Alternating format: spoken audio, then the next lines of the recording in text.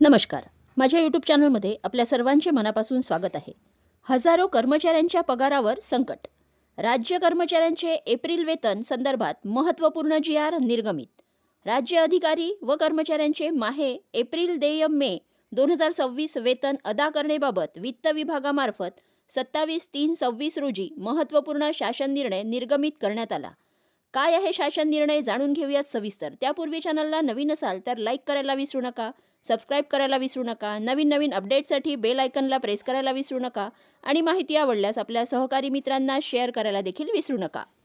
सदर शासन निर्णयानुसार नमूद करण्यात आले आहे की सेवार्थ प्रणालीत वेतन घेणाऱ्या सर्व अधीनस्थ असणाऱ्या कर्मचारी यांचे माहे एप्रिल 2026 देय मे 2026 या वेतन देयक अदा करण्यापूर्वी ई-केवायसी पूर्ण करण्याचे निर्देश देण्यात आले आहेत.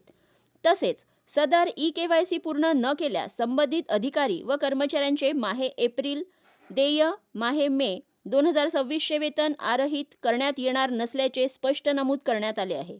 सदर ई-केवायसी पूर्ण करण्यापूर्वी अधिकारी कर्मचारी यांच्या बँक खात्याशी आधार क्रमांक संलग्न असलेले बँक खाते सेवार्थ प्रणालीत अद्ययावत करणे आवश्यक असणार आहे. सेवार्थ प्रणालीत उपलब्ध असणारे बँक खाते आधार क्रमांकाशी संलग्न नसेल तर असे खाते त्वरित बदलण्याचे निर्देश देण्यात आले आहे. तसेच सेवार्थ प्रणालीत आधार क्रमांकाशी संलग्न असलेले बँक खाते अद्ययावत करण्याचे निर्देश देण्यात आले आहेत.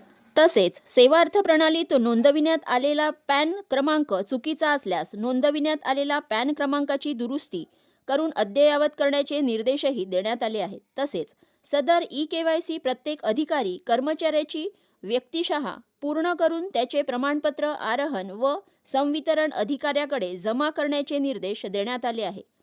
सदरचा निर्णय राज्यातील सर्व कर्मचाऱ्यांना लागू असणार आहे.